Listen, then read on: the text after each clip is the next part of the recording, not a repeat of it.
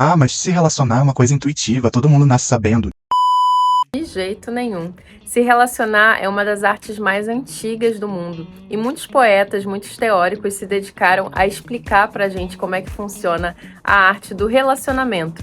E hoje eu vou trazer aqui 8 burrices, coisas pra você não repetir, seja se você já tiver num relacionamento amoroso, ou seja se você estiver procurando aí o senhor Mara, a senhora Mara, para que você já aprenda e não faça isso. Eu tenho certeza que você já cometeu alguma dessas 8 burrices. Eu já vou te dar um spoiler que eu já cometi as 8 burrices e é por isso que eu decidi fazer um vídeo sobre isso. Para quem já me acompanha há um tempo, meu nome é Carolina Tuboli, eu sou especialista em sexualidade, sensualidade e também em relacionamentos conscientes. E eu sempre digo que eu não parei aqui à toa, gente. Eu comecei a estudar os relacionamentos porque essa era o meu grande calcanhar de Aquiles, a grande dificuldade da minha vida. Eu não conseguia ter relacionamentos saudáveis e foi por isso que eu comecei a estudar esse assunto. Então já dei muito com a cara na parede, já fiz muita burrada nesse sentido, já gastei muito a minha energia, já precisei de muita terapia e hoje eu venho economizar tempo da sua vida com os meus erros e sistematizar esses 8 grandes erros que são cometidos na maioria dos relacionamentos amorosos. Eu vou te dizer que 80% dos relacionamentos que eu vejo hoje tem esses 8 erros. E fica até o final que o 8º erro, assim, acaba prejudicando a maioria das pessoas que estão se relacionando afetivamente hoje. Lembre-se que o fato de que muita gente está se relacionando não significa que essas pessoas estão em relacionamentos saudáveis. Porque muitas vezes a gente está naquela ânsia de se relacionar, mas espera aí, vamos se relacionar direito. Vamos se relacionar de uma forma saudável e de uma forma que proporcione crescimento para a gente em todas as áreas da nossa vida. Então, sem mais delongas, vamos para o primeiro erro que a maioria das pessoas comete, principalmente naquela fase da paixão. E esse erro é abdicar de coisas que são importantes para você por conta da outra pessoa. Podem ser hobbies, mas pode ser o próprio tempo com você. Entra num relacionamento, se apaixona loucamente e ela não dá mais aquele tempo para ela. E depois de um tempo, ela começa a perceber que ela tá mais ansiosa, que ela tá mais dependente emocional do outro. Aí o outro faz uma coisa, tem um impacto muito grande nela. Por quê? Porque é como se ela tivesse saído da própria órbita para orbitar em torno da vida do outro. E nós mulheres, que temos um padrão muito forte de dependência emocional, afetiva, por conta de muitas gerações que são dependentes não só emocionais e afetivas, mas também financeiras. Então era uma questão de sobrevivência você orbitar em torno do outro, assim como também era uma expectativa social de que a vida da mulher orbitasse em torno da vida do marido. Só que hoje os tempos são outros e tem muitos homens que nem querem que a mulher orbite em torno deles. Só que, como eu falei, é uma característica que está na nossa genética, está no nosso DNA, é uma característica histórico-social. Então, muitas vezes, por mais independente que você seja, quando você se vê, você já está lá, abdicando de coisas que são importantes para você. E aquelas coisas, elas são coisas que são reguladoras da sua rotina, do seu humor, do seu bem-estar. Muitas vezes são hobbies e hábitos também que são importantes para o seu crescimento pessoal. Se você pinta, se você escreve, se você desenha, se você participa de alguma comunidade que é importante para você, se você gosta de estudar um idioma ou estudar investimento, ou se exercitar fisicamente, ou sair para dançar, ou estar mais tempo com as suas amigas, isso é muito importante e a longo prazo vai manter o seu relacionamento muito saudável. A segunda besteira que nós cometemos é contar da sua vida íntima para todo mundo. Então, chegou uma amiga, você já começa a contar como é que tá o seu relacionamento, como é que o que seu namorado fez, como é que foi o sexo, etc. Gente, às vezes é muito saudável sim ter uma rede de apoio e partilhar algumas situações. Isso pode ajudar a gente também a não cair em relacionamentos abusivos. Só que quando a gente tem um relacionamento que tá indo bem e a gente conta tudo para todo mundo, a gente acaba tendo muito pitaco de pessoas próximas. E uma coisa que eu repito reparo muito é que o pitaco vai variar de acordo com a própria vida afetiva da pessoa. Então, se você está numa relação saudável e você está contando da sua vida para pessoas que estão solteiras e que não têm relacionamentos saudáveis, ou seja, aquela pessoa não consegue cultivar relacionamentos saudáveis, do que vale o conselho dessa pessoa? Eu sei que parece meio cruel o que eu tô falando, mas é verdade. Essa pessoa não tem a expertise de se relacionar de uma forma saudável. Então, por que que ela poderia te aconselhar? Então, o mais aconselhado nessa situação é você se informar de fato com um terapeuta. E eu digo isso porque eu tinha muito hábito de contar para todo mundo, assim, até para pessoas que eu mal conhecia, o que estava passando na minha vida afetiva, muitas vezes por uma necessidade ali de desabafar. E quando eu comecei a fazer psicóloga de uma forma mais regular, eu percebi que era muito diferente contar isso para um profissional de saúde que ia opinar, né, ou ia me aconselhar de uma maneira muito mais neutra. Aí eu comecei a diminuir aquilo que eu contava para as pessoas. É claro que você pode contar uma coisa ou outra, mas se você realmente está precisando de aconselhamento, talvez aquela sua amiga que tem relações super disfuncionais não seja a pessoa mais indicada para isso. A terceira burrice que as pessoas fazem é não aprender ferramentas de comunicação na hora de se comunicar com o outro. E quando eu falo comunicação, eu não estou só falando de comunicação verbal, eu estou falando de comunicação corporal também. Quantas vezes você teve num relacionamento e a pessoa disse assim: o que eu não gostei foi o seu tom de voz, o que eu não gostei foi o jeito que você falou comigo. Eu não gostei da intenção que você colocou, as palavras que você usou. Então não é só a mensagem que é passada, mas a forma com a qual ela é passada também. E nesses momentos, muitas vezes a gente se torna muito argumentativo, quando na verdade a gente quer expor as emoções, os sentimentos que aquela situação nos causou. E a gente tem que lembrar que a comunicação nos relacionamentos, ela tem uma função. E a função é de alinhar comunicação. Ou seja, achar um lugar comum, onde ambos os interesses, ambas as vontades, ambas as personalidades possam coexistir de uma forma que seja sustentável para todo mundo. Essa é a função da comunicação. E mais uma vez, nós não nascemos aprendendo a fazer isso. A comunicação também é uma arte e não adianta achar que você vai simplesmente aprender a se comunicar só porque você ama aquela pessoa. A gente precisa correr atrás de ter ferramentas de comunicação e isso vai tornar todos os nossos relacionamentos, não só os relacionamentos amorosos, muito mais saudáveis, porque os relacionamentos eles servem para tornar a nossa vida mais maravilhosa. E aí, pegando o gancho da comunicação, o quarto erro que as pessoas cometem é não se vulnerabilizar de verdade. E eu sei que isso pode parecer muito piegas, mas quando eu falo de vulnerabilidade, eu tô falando de intimidade também.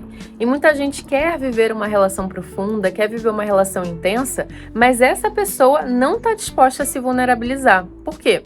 Porque ela tá trazendo feridas do passado, ela tá trazendo ali uma bagagem imensa que impede ela de se entregar de verdade. Então, qual o pacto que ela faz? Quando o outro se entregar, aí sim eu vou me entregar. Só que as coisas não funcionam assim. Então, o outro também pode estar esperando você se entregar. Então, para que a gente consiga ter um relacionamento saudável e profundo, um relacionamento que realmente faça diferença na nossa vida, a gente tem que estar capaz e disposto a se vulnerabilizar. E como a gente faz isso? A gente precisa limpar o nosso campo. A nossa comunicação corporal também traz muita vulnerabilidade. Então repara se seu peito ele tem uma postura aberta, se você consegue abrir as suas mãos, que são a extensão aqui do coração, se seu rosto permite que o outro te veja, se você consegue fazer contato visual. Isso tudo são sinais de vulnerabilidade. E nós inconscientemente reconhecemos esses sinais, não só quando a gente conhece uma pessoa, mas também durante um relacionamento. No código eu falo muito sobre esses 3 pontos chaves da nossa comunicação corporal e esse pode ser um caminho muito interessante para você se você está querendo ter relações mais saudáveis e se sentir mais sensual através do código. O próximo ponto é não ter tempo de qualidade. Ai, mas eu passo tanto tempo com a pessoa, mas passar muito tempo não significa que esse tempo é de qualidade. E o que é um tempo de qualidade? É um tempo de presença total. Eu não estou ali no celular, eu não estou falando com outras pessoas, eu estou ali com aquela pessoa. E o que acontece muitas vezes no decorrer do relacionamento é que você combina de estar junto, mas vocês não estão realmente juntos. Isso desgasta muito a relação. Eu atendo muitos casais que quando eles vão deitar para dormir, eles continuam ali no celular e muitas vezes vendo coisas banais, vendo Reels, vendo Instagram, vendo TikTok, quando eles estão desperdiçando um tempo muito precioso do dia a dia deles de se conectar um com o outro, de conversar antes de dormir, de fazer carinho, de fazer uma conchinha, de fazer uma massagem, de olhar nos olhos, de ouvir uma música juntos, de fazer uma brincadeira ou de fazer qualquer coisa. Ou seja, ver um filme com outro, ver uma série, é legal, eu adoro fazer isso. Mas isso não é necessariamente passar tempo de qualidade, porque eu tô com o outro, mas eu tô com a minha atenção totalmente voltada para a série. Então avalie se você é capaz de passar tempo de qualidade com uma outra pessoa, porque nessa era hiperconectada, as pessoas estão cada vez mais desconectadas, e é a conexão que desperta hormônios de felicidade na gente. Se conecte de verdade com outra pessoa e você vai ver como seu relacionamento vai ser muito mais duradouro, prazeroso e saudável. Próxima coisa é deixar de experimentar coisas novas. Isso pode parecer uma coisa que acontece mais em relacionamentos mais longos, mas não é. Quando a gente começa a sair com alguém, é natural que a gente tenha propostas mais efusivas. Ai, vamos lá experimentar aquele restaurante. Com o tempo, a tendência é que na coisa do dia a dia a gente acabe ficando com mais preguiça de planejar uma coisa diferente. Sempre tem uma pessoa na relação que é um pouco mais produtora da relação, que ela está mais preocupada com aquilo que está acontecendo, geralmente são as mulheres. Então isso é muito importante de estar equilibrado dentro da relação. E com o tempo, né, nas relações que têm mais duração, é importante que isso seja dito mesmo. Que exista um espaço dentro da agenda de cada um para planejar coisas diferentes, para testar coisas diferentes. E eu não estou falando só de sexualidade, estou falando de fazer uma aula juntos, estou falando de fazer uma trilha, ir para um lugar, viajar, isso tudo também experimentar coisas novas. Já foi provado cientificamente que quando a gente experimenta uma coisa nova com a pessoa, nosso cérebro libera hormônios que geram mais vínculo, mais conexão, e a sua memória afetiva acaba relacionando aquilo que você experimentou com aquela pessoa, e assim você gera mais vínculo. Então imagina isso no longo prazo, se você sempre tiver espaço de experimentação. Pode ser uma coisa simples, pode ser testar uma nova receita, pode ser andar num lugar que você nunca viu. Não precisa ser complexo, basta com que você faça. A penúltima coisa é parar de se dedicar para o autoconhecimento. Gente, isso acontece demais. Eu tenho clientes minhas que estão em terapia, estão indo super bem, estão tendo avanços incríveis na relação com elas mesmas, e elas entram numa relação e esquecem completamente da relação delas com elas mesmas. E assim, gente, a relação amorosa, ela é sempre uma segunda relação na sua vida, porque a primeira relação é sua relação com você.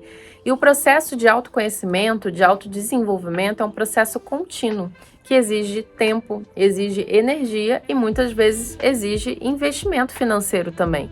E muitas vezes o que acontece é a pessoa entrou numa relação, ela desloca todos os seus recursos para aquele relacionamento, principalmente se essa pessoa for uma mulher, por conta dos motivos que eu já citei no início do vídeo.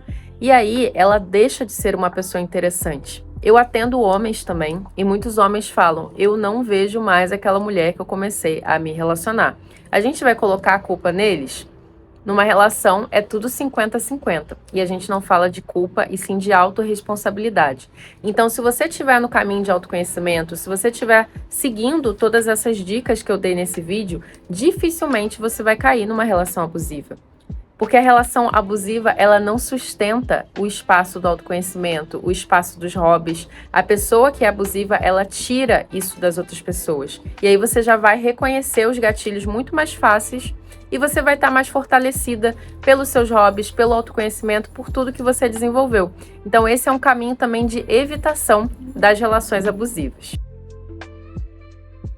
E agora a gente vai para o último ponto, que é o ponto mais importante desse vídeo. Então presta bem atenção, porque agora eu vou te falar a coisa mais importante desse vídeo, que talvez seja bastante polêmico, que você nunca tenha ouvido falar, mas eu te garanto que se você seguir isso aqui, você vai ter relacionamentos muito saudáveis. E essa coisa é: não deixe de se autoconhecer sexualmente e de se autotocar porque você está dentro de um relacionamento. E eu sei que para muitas pessoas isso é muito esquisito. Ah, mas eu vou continuar me masturbando se eu tô dentro de um relacionamento?